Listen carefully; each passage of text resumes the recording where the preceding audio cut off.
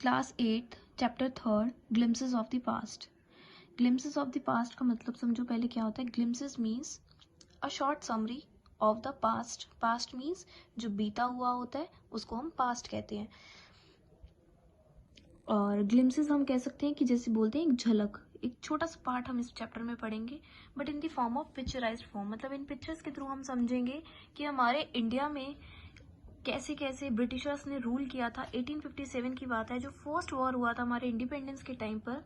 मतलब जब हमें आज़ादी मिली थी 1857 में, वो फर्स्ट वॉर हुआ था ऐसा हमारे इंडिया के अंदर, जिससे कि क्या कर रखा था, ब्रिटिशर्स ने हमारी कंट्री में रूल करा हुआ था। मतलब उन्होंने अपना पूरा शासन बना रखा था, जैसा वो कहते थे उनको हमारे इंडियंस को करना पड़ता था।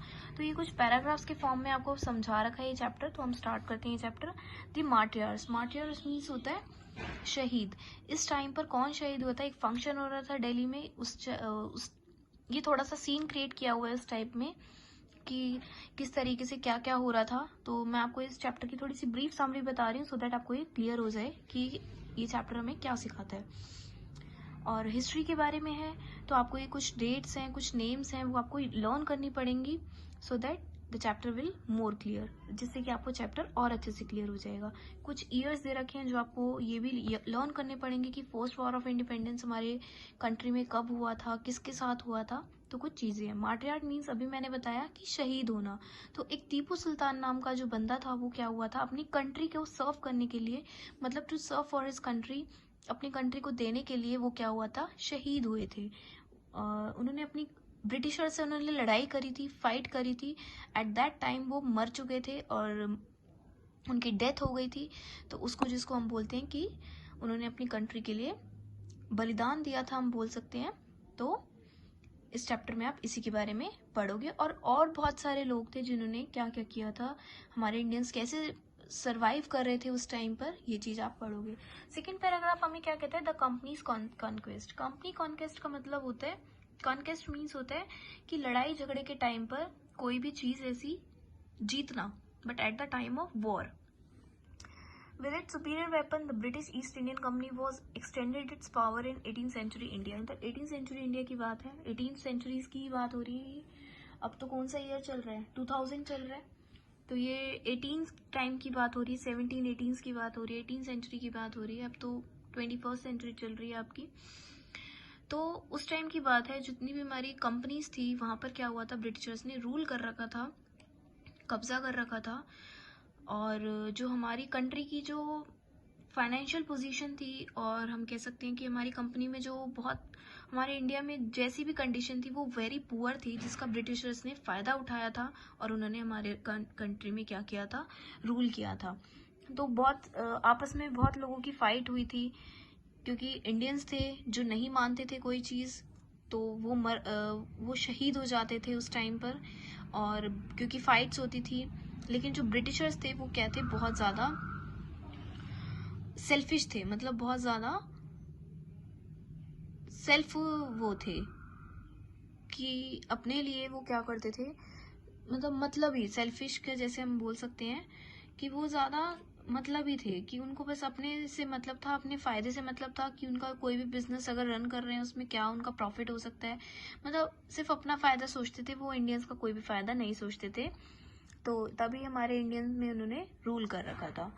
नेक्स्ट देखो आप किसके बारे में पढ़ोगे, ब्रिटिश रूल। ब्रिटिश ने किस तरीके का रूल किया हुआ था, 1765 से 1836 तक की बात है। जितने भी रिलीजन्स थे, मतलब जो धर्म थे, उनको क्या किया होता, ब्रिटिशर्स बोलते थे कि उनको डिवाइड कर दिया जाता था। अनटचेबिलिटी और चाइल्ड मैरिज के बारे में उन्होंने फैला रखा था कि बच्चों की मैरिज कर दो, और अनटचेबिलिटी मतलब जो नीची जाति के लोग हैं, छुआछूत की बीमारी जिसको हम बोलते हैं, उन्होंने वो फैला रखी थी कि जो नीची जाति के लोग हैं उन्हें काम नहीं देना, उन्हें एक समय पे पानी नहीं पीना एक ही जगह से, मतलब बहुत सारी जो उन्होंने रीजंस थे उन्होंने क्रिएट कर रखे थे। तो रिलीजन्स में, मतलब धर्म में उन्होंने क्या कर रखा था, बहुत ज़्यादा डिवाइडिंग कर दी थी। सो उनको क्या हो रही थी, जिसकी वजह से हमारे इंडियंस को बहुत ज़्यादा प्रॉब्लम हो रही थी।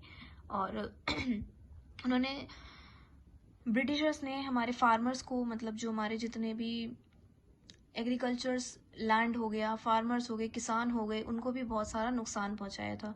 नुकसान किस तरीके से पहुंचाया था, मतलब उनके ऊपर टैक्स पे करने के लिए ज़्यादा बोल दिया गया था कि तुम्हें इससे ज़्यादा से ज़्यादा टैक्स पे करना है। सबको ये बात पता होगी 8 स्टूडेंट्स को कि हम क्या करते हैं, we the people of our country pay the tax to the government, हम गवर्नमेंट को क्या करते हैं, टैक्स पे करते हैं।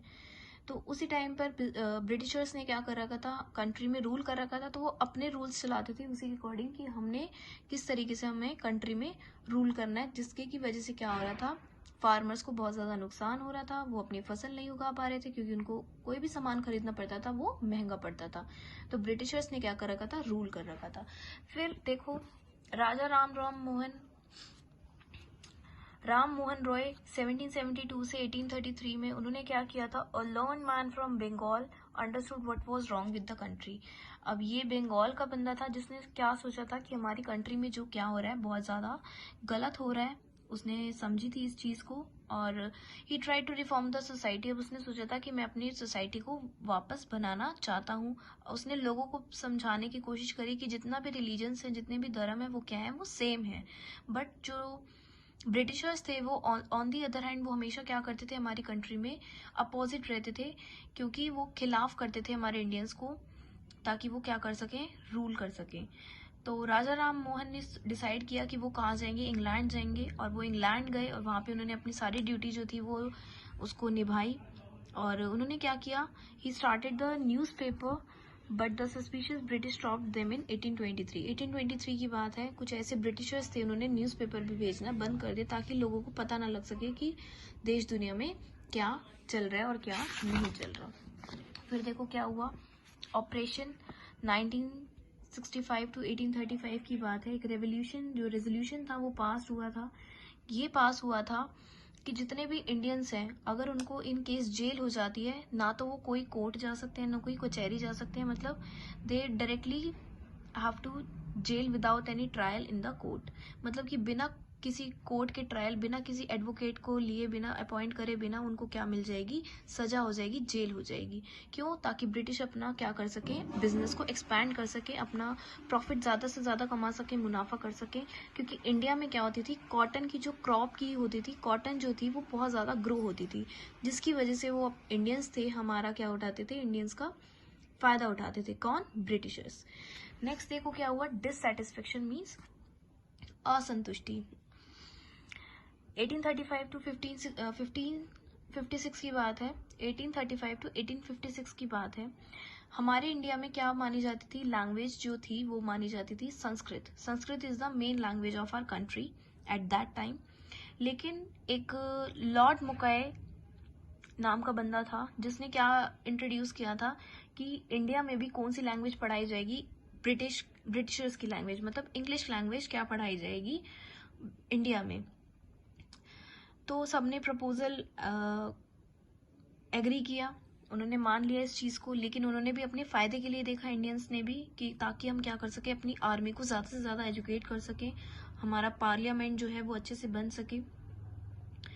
तो हर चीज़ जो है ब्रिटिशर्स क्या करते थे, अपना फ़ायदा सोचते थे, कि हर चीज़ में उन्होंने अपना फ़ायदा सोचा था। आप यहाँ देख सकते हो, ये कुछ स्टेट्स हैं, ये कुछ ब्रिटिश का एरिया है। मतलब जो पिंक वाला एरिया है वो कैसा है, ब्रिटिश का एरिया, और जो येलो पार्ट है वो सिर्फ हमारा ऐसा इंडिया का बचा हुआ पार्ट था जो ये ब्रिटिशर्स रूल नहीं कर रहे थे। बाकी सारा पार्ट जितना भी हमारे मैप के अकॉर्डिंग आप देख सकते हो वो किसने रूल कर रखा था, हमारे इंडियंस में ब्रिटिशर्स ने रूल किया हुआ था।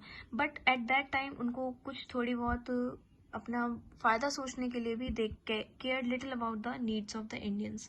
मतलब उन्होंने थोड़ा बहुत भी सोची। Our king have become puppets and we have lost our old jobs. जितने भी किंग्स थे वो उनके गुलाम बनते जा रहे थे, और जितने भी जॉब्स थी वो भी इंडियंस जो थे वो छोड़ते जा रहे थे। लैंड था जितना भी, मतलब उनके पास ज़मीन थी, वो सबके क्या करना पड़ रहा था, ब्रिटिशर्स को देना पड़ रहा था। दी स्पार्क्स 1855 टू 57, स्पार्क्स मीन्स होता है चिंगारी। अब वो चिंगारी किसके आई थी, फार्मर्स की, क्योंकि फार्मर्स को क्या मिल रहा था, डिससेटिस्फेक्शन थी, वो अपनी संतुष्टि नहीं थे। क्यों? क्योंकि फार्मर्स को क्या हो रहा था, हैवी लॉस हो रहा था, हर चीज़ में वो क्रॉप कर रहे थे, तो कितना सारा जितना भी प्रॉफिट होता था वो कौन ले जाते थे, ब्रिटिशर्स ले जाते थे उस टाइम पर। तो उनको क्या हो रहा था बहुत ही ज़्यादा नुकसान हो रहा था। तो बहादुर शाह जफर एक बंदा था जिसने क्या किया था, they were shooting slogans in favour of their rebellion spread wider, many landlord had lost their land, they help the revolt. मतलब बहुत सारे जो ऐसे लैंडलॉर्ड थे जिनको अपनी ज़मीन भी उनके खिलाफ उनको देनी पड़ गई थी। रिवॉल्ट का टाइम है, लड़ाई झगड़ा 1857। Then there was a violent outbreak at Meerut. Meerut एक जगह का नाम है, यूपी में एक जगह है, तो वहां पर क्या हुई थी, ये सारी लड़ाई हुई थी। Long live our emperor Bahadur Shah, यही सारा जो अभी मैंने बताया आपको कि जो बहादुर शाह था एक नाम का बंदा था, और क्योंकि बहुत सारे लैंडलॉर्ड्स थे उनको अपनी ज़मीन देनी पड़ रही थी, और because of the British policies they were sore, the white man's rule must end, yes we will help you. मतलब कि पिक्चराइज करके हमें स्टोरी के बारे में जो भी जितना भी बताया है, यही बताया है कि उस टाइम पर जो ब्रिटिशर्स थे उन्होंने क्या किया हुआ था, रूल किया हुआ था, और हर चीज़ को वो जब्त करना चाहते थे। एट द एंड आप देखोगे इस चैप्टर में क्या हुआ था, द फाइट फॉर फ्रीडम, मतलब आज़ादी के लिए जो हमारे इंडियंस ने लड़ाई करी थी। मैनी रूलर्स, कुछ और रूलर्स थे जैसे कि हजरत महल ऑफ लखनऊ, बेगम हजरत थी लखनऊ की, उसने क्या किया था, अपने इंडियंस को बचाने की कोशिश करी थी। The English had take away their kingdom, उन्होंने उसका शासन जो था इंग्लिश ने, मतलब ब्रिटिशर्स ने सारा ले लिया था। मौलवी अब्दुल्ला ऑफ फैजाबाद ने क्या किया था, उसमें हेल्प करी थी ताकि वो क्या कर सके, वॉर को जीत सके इंडिया में, ताकि वो इंडिया को बचा सके। All over the north India the people fought pitched battle against the British, और जितने भी सारे ब्रिटिशर्स थे वो क्या करना चाहते थे, रूल करना चाहते थे, लेकिन कुछ इंडिया में हमारे ऐसे लोग थे जिन्होंने क्या किया था, बचाया था हमारे इंडिया को। 80 year old Kunwar Singh of Bihar received a bullet in his wrist. अब 80 year old एक कुंवर सिंह जो बिहार का बंदा था, उसको बुलेट अपनी रिस्ट में, मतलब उसको अपनी कलाई में उसको क्या लेनी पड़ गई थी, बुलेट लेनी पड़ गई थी, मतलब गोली लग गई थी। He just cut it off throwing it to the Ganga, he said that it was his last offering. मतलब कि उसने बोला कि उसने वो जो थी वो गंगा में फेंक दी, और उसने बोला कि वो क्या है, एक लास्ट ऑफरिंग है, इसके बाद वो कोई लड़ाई नहीं होगी। मतलब एट द एंड उनको सबके जितने भी फ्रीडम फाइटर्स थे जैसे कि मौलवी अब्दुल्ला ऑफ फैजाबाद, तो इन लोगों की वजह से भी क्या मिल गई थी, आज़ादी मिल गई थी उस टाइम पर।